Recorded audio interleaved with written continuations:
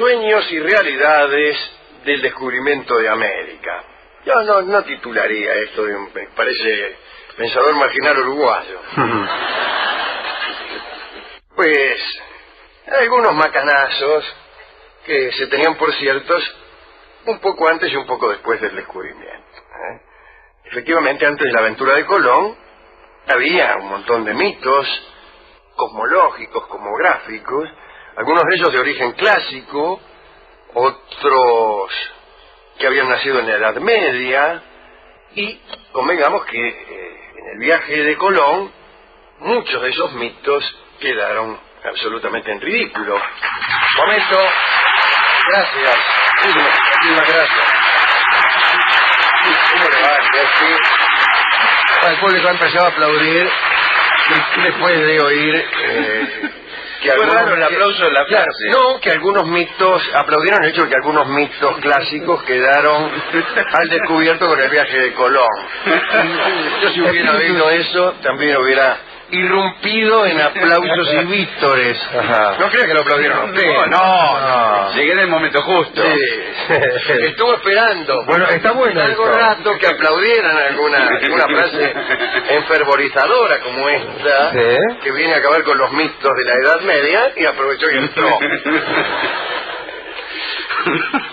A favor de esa actitud desmitificadora que tiene el público esta noche. Sí. Rebelde. El señor que saluda es nada menos que nuestro amigo Gillespie.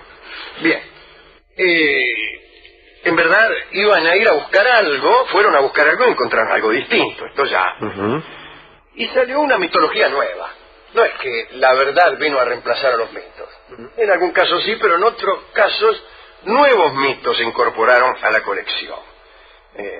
Gran mitificador y mistificador fue el propio Cristóbal Colón. Colón mintió mucho, pero las mentiras de Colón formaban parte de una estrategia. Lo que pasa es que Colón tenía una idea del objetivo de sus viajes y formó especies de arquetipos que no iba a modificar después, aun cuando comprobara otras realidades. Por ejemplo, quería ir al Asia, y aun cuando veía que aquello no era el Asia, se esforzaba en demostrar que sí lo era. Digamos, siguiendo la línea de razonamiento de Colón. Asia tendría enormes dimensiones que la acercarían a Europa por el oriente. El mar podría ser navegado en pocos días y en él se encontraba también la isla de Zipango, que es el Japón. Al contacto con el Nuevo Mundo, el hombre encontró cosas distintas, pero no se volvió atrás. Se emperró en hacer realidad sus sueños. Se emperró en que aquello era el Asia, en que todas las civilizaciones que veía eran correspondientes al extremo oriental. Trató de adaptarlas a las descripciones previas, por ejemplo, a las de Marco Polo. Marco Polo había ido a la China y la había descrito. Cada vez que veía algo en América, Colón decía, lo dicho. Esto es lo que Marco Polo contó. Llegó a decir que los indios traían bombardas, arcos, flechas, espadas y corazas, solo para que se parecieran a los chinos, pero no era así. Mintió hasta que pudo y después buscó explicaciones funcionales de lo que veía para poder proseguir sus expediciones y fundamentalmente para mantener sus altas prerrogativas. Bueno, por ejemplo, en el tercer viaje, o mejor dicho, no por ejemplo, sino otro ejemplo, en el tercer viaje ya con la brújula perdida, ¿no? La brújula interior, ¿no? Estaba loco, quiero decir. Colón identificó las costas de Venezuela con las islas periféricas del Asia, después identificó el monte Cristi con el monte de Salomón, y el Golfo de Paria era para él ninguna cosa menos que el paraíso terrenal. Los remolinos de la desembocadura del Orinoco eran el caudal de agua dulce de los 4 ríos que nacían en el paraíso. En fin. En el cuarto viaje confundió Centroamérica con Tianda, un nombre dado a la Cochinchina por Marco Polo, y creyó recorrer la zona del Cresoneso Áureo o la península malaya, donde él creía que se encontraban las famosas minas del rey Salomón. Claro, imagínense, si usted dice, estoy cerca de las minas del rey Salomón, el rey de España se va a poner muy contento, porque dice, las minas del rey Salomón van a formar parte de la corona española. Vamos a seguir financiando los viajes de este muchacho Colón. Ahora, si usted le dice, mire, estoy llegando aquí donde Judas perdió el poncho, sí, aquí la gente todavía no qué sé yo. No. El caso es que vamos a pasar revista a algunos pequeños mitos de aquella época. A ver. Después de esto, que fue nada más que un exordio. El primero es el mito de la Antilla, que aparece antes de Colón. La Antilla era una isla legendaria que apareció en un mapa de 1367, el mapa de Pisigali. Los italianos eran muy buenos cartógrafos, y Pisigali, adivino, era italiano. Y en todo caso, indio, de la India. Algunos apellidos de la India sí, parecen italianos, pero otros no. Nadie en la India se llama Pisigali. El caso es que Pisigali puso en un mapa la Antilla, y después de Pisigali todos los cartógrafos sucesivos empezaron a poner en sus mapas la isla Antilla, porque ya sabe cómo es los cartógrafos. Los cartógrafos rara vez van a ver el océano para ver si están las islas. No, ponen lo que otros cartógrafos han puesto. Como esos periodistas que para ver a quién van a entrevistar leen el reportaje anterior del tipo. El reportaje anterior que se hizo teniendo en cuenta el anterior. Que se hizo teniendo en cuenta el anterior, y así hasta el primer reportaje que dio el tipo, de suerte que ese hombre de público, que todos los hombres públicos contestan siempre el mismo reportaje. Sí, muy bien. Creo que es verdad. Sí. Se viene un reportaje anterior, mal hecho, pero no lea un libro, algún registro, alguna cosa. No, el reportaje anterior. ¿Y el reportaje anterior dónde se abasteció? En el anterior. Y a modo de, ¿usted dijo alguna vez que? Claro, ¿dónde lo dije? En un reportaje. Bien, discúlpeme. El caso es que todos empezaron a poner en sus mapas la isla Antilla, sin haberla visto nunca, desde luego. Ahora eso sí, cada cual la ponía donde se le ocurría. En algunos mapas quedaba bien más abajo, más arriba. ¿Sí? Esto ocurrió aún después de 1492. Los portugueses buscaron durante muchos años esta isla. En 1462, João Bogado, en 1473, Gonçalves de Câneva, y hasta después del viaje de Colón, los portugueses seguían buscando la isla. Colón conocía el mito de la isla Antilla, y es probable que también haya soñado con encontrarla. Pero todas esas obsesiones, los sueños de islas perdidas, los sueños de Asia y Oriente, los antiguos mitos también de la Grecia clásica, crearon espejismos y falsas ilusiones. Vamos a seguir con la lista porque es extraordinaria. Ni bien desembarca Colón en América, empezaron a decir que había hombres que tenían el rostro a la altura del vientre. Repito, ni bien desembarcado, antes que se supiera mucho todo, entre las primeras noticias figuraba esta: en América, querida señora, hay hombres que tienen el rostro a la altura del vientre. Y ahí callaba. El cosmógrafo llamado John de Hollywood, fíjese qué nombre, ¿no? Una especie de cineasta a banda lepre. Decía que los hombres en América eran de color azul y que tenían la cabeza cuadrada.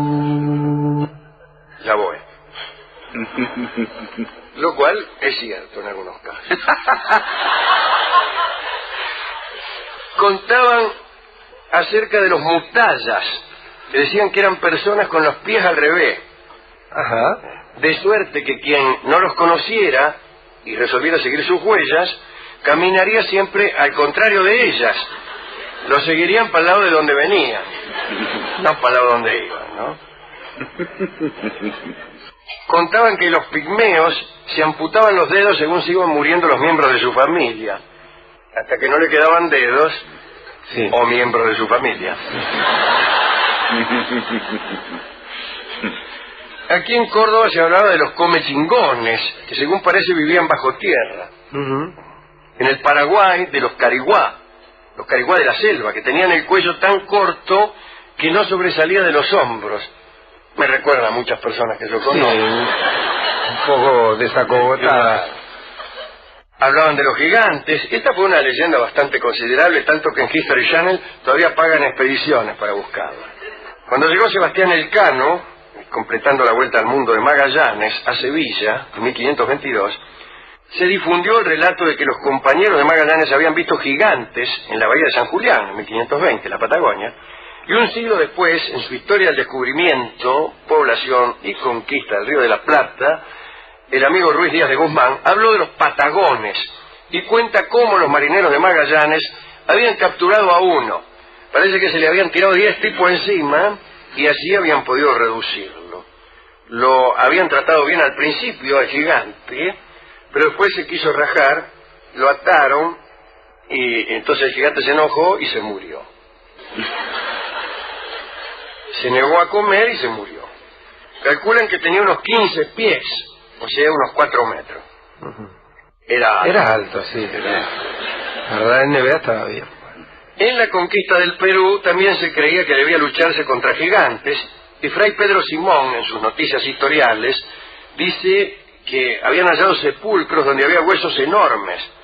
Lo más probable es que se tratase de huesos prehistóricos confundidos con restos humanos. Pero bueno, no es el propósito de este programa dar explicaciones. Hablemos de los caribes. Aquí hemos contado no hace mucho el viaje de los argonautas y hemos mencionado quizá a los calibes. Homero lo cita en la Ilíada. Heródoto dice que, sojuzgados por Craso, andaban los calibes por ahí. Virgilio dice que fueron los primeros en extraer hierro de las minas. Calibe en hierro, en hierro no, en griego es hierro. En hierro es griego. Sí, sí. Pero en griego pero se habla más el griego que el hierro. Sí. Claro.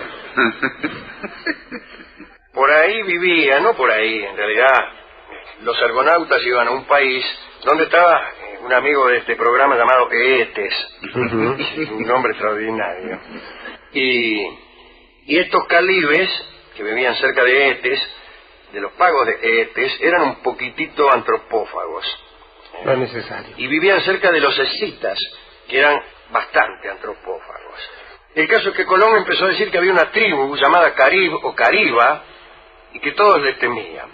Ahí se mezcló la idea de que los calibes, aquellos de los griegos, tenían algo que ver con aquella tribu, que en realidad era llamada por los indios Galibi, Caraibe, o en realidad ellos mismos se llamaban Carina. Carina Biorley. Sí. Que es antropófaga. Caribe, ¿cómo se llama esta tribu? Y el indio Caribe decía, se llama Carina Biorley, que quería decir, me los como a todos. Sí, claro.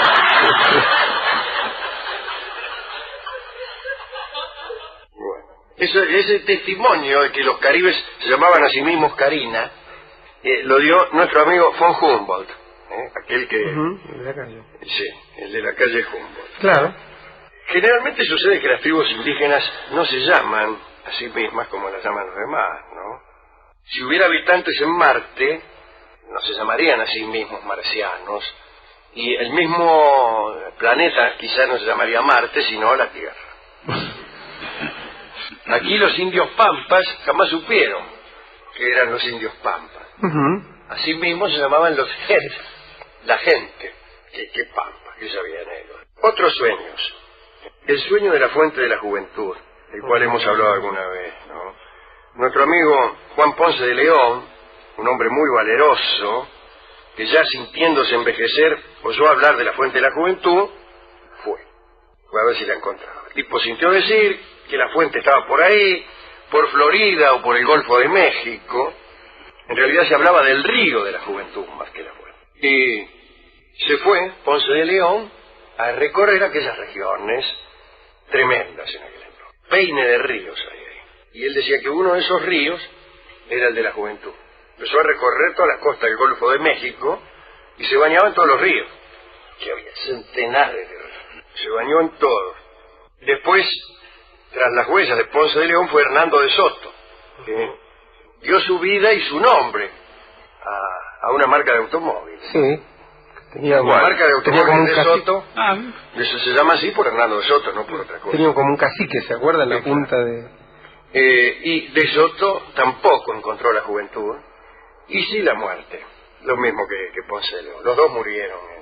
A de Soto lo ensartaron como chorizo de croto unos indios flecheros que había por ahí, que no habían oído nada de fuentes de la juventud, pero sí de flechas. También está la leyenda de las 7 ciudades Cisbola, discúlpeme. ¿Perdón? Parece que 7 obispos portugueses huyeron de la invasión musulmana al perder don Rodrigo el reino de Portugal en manos de los musulmanes y se fueron, ¿no? Y después empezaron a decir que estaban en Norteamérica y que habían fundado 7 ciudades que estaban llenas de oro, etcétera.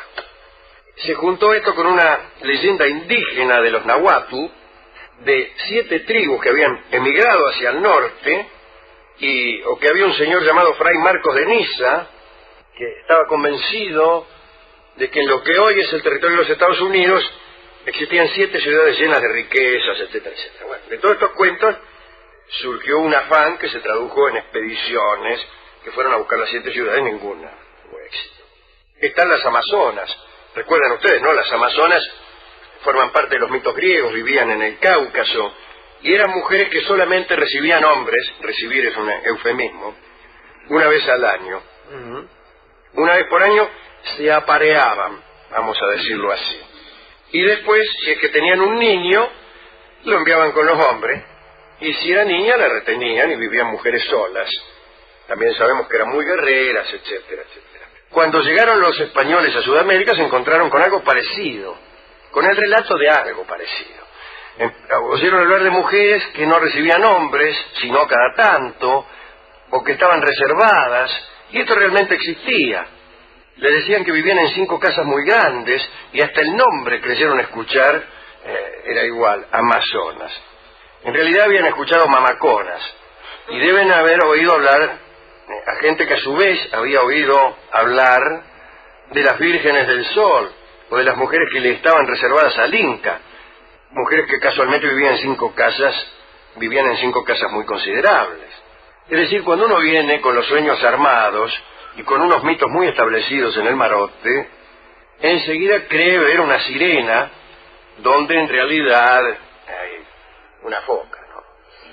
Hay un bicho que anda en el Golfo de México, que es de la familia de las focas, y algunos conquistadores creyeron ver sirenas, ¿no? En fin. Pasa como decía Schopenhauer, que pasa cuando uno mira las nubes. Uno encuentra formas, pero esas formas ya estaban dentro de uno. Kant también decía cosas parecidas. Y vos mirás las nubes y te propones encontrar un cordero, y claro que lo encontrás. Una cara, un carro, pero es que 6 días ya la tenés vos. Y así pasó con estos muchachos, ¿no? Venían con tanta gana de encontrar maravillas y las encontraron porque ya habían pensado en ellas y ya estaban dispuestos a encontrarlas. Bueno, de todos modos, yo creo que lo que encontraron fue mucho más fantástico que lo que esperaban. Y fue ni más ni menos que este mundo en que nos toca vivir. De todos modos, me gusta, me simpatiza esta fantasía como extravagancia y como pieza de conversación. Y es por eso que me gustó recorrer esta colección de mitos. ¿Cuál le gustó más? El del río de la juventud. Claro. ¿Quién pudiera, no? ¿Quién pudiera? Y yo creo que no hay otra cosa que la juventud. No hay otra cosa. Hay un cuento medio triste que yo escribí muy torpemente, quizá, pero que contiene esa idea. Un tipo va a buscar unos carnavales que él había disfrutado mucho cuando joven, y encuentra los carnavales y ve que no eran muy divertidos. Y se encuentra con una mascarita que lo conocía desde antes. Dijo, el secreto del carnaval es que no hay otra cosa que la juventud. Lo divertido que tiene el carnaval es ser joven. No hay otra cosa. Y yo creo que no hay otra cosa. No hay otra. Todo lo demás son cuentos. Todo lo demás son cuentos. Que sí, que uno en el fondo del corazón, que después de todo, que quién sabe, que la paz que dan los años. Cambio todo eso por la juventud. Lo más que puede hacer uno es retrasar la partida de la juventud, retenerla, tomarla de las faldas, engañarla con canciones, con razonamientos, con embelecos y con movimientos rápidos, ya que la juventud, en cuanto ve que uno camina lentamente, se va. Entonces uno solo puede engañarla también, con rapidez, pero también con inteligencia. La juventud es sensible a eso, pero fatalmente cuando pasan los años uno alguna vez se levanta de acá. Y ahí lo vio. Qué cosa grande ser joven, dice uno. ¿A quién quiere dedicar esta charla, querido Rolón? Y bueno, a los que resisten al tiempo como pueden, Alejandro, pero con armas dignas, ¿sí? Tratando de ser mejores, más inteligentes, más sensibles, componiendo cada vez mejores versos o mejores canciones. Pensaba que este peligro, ¿no? Digo, este peligro de ir y encontrar un milagro y perdérselo porque uno andaba buscando orégano. Sí, este es un peligro que también nos puede pasar a todos nosotros, de ir ya con lo que deseamos traído de fábrica y encontrar algo que por ahí es muy superior. Tiene mucha razón. Y nos lo perdemos por un cacho de orégano. Hay que traer el deseo en la mano. Discúlpeme la frase que parece un poco obscena. Sí, no, bueno, pero... Para que rápidamente advierta lo que hay. Parado arriba del hombro el deseo. No en el bolsillo de atrás ni escondido. No, ahí, para que el deseo mismo sea el que resuelva, y no para que la memoria de haber deseado algo sea lo que resuelva. Yo voy a los bailes, querido Gillespie, sin preconceptos. Claro, bien. Anote esa frase. Voy a los bailes sin preconceptos. ¿Para qué? Para que el deseo esté ahí rápidamente. ¡Uy, mira! Aquella, chau, me gustó. Si uno va pensando que le gustan rubias de unos 70, o peor aún, Alejandro, abogadas, buscando una mina en particular que le han dicho que va a ser milonga. ¿Cómo? Ese es un error también. El otro día estuve, ayer. ¿En serio? Sí, ayer estuve en lo de Fernando Peña. Sí, ahora tiene que decir en serio. ¿En serio? Sí.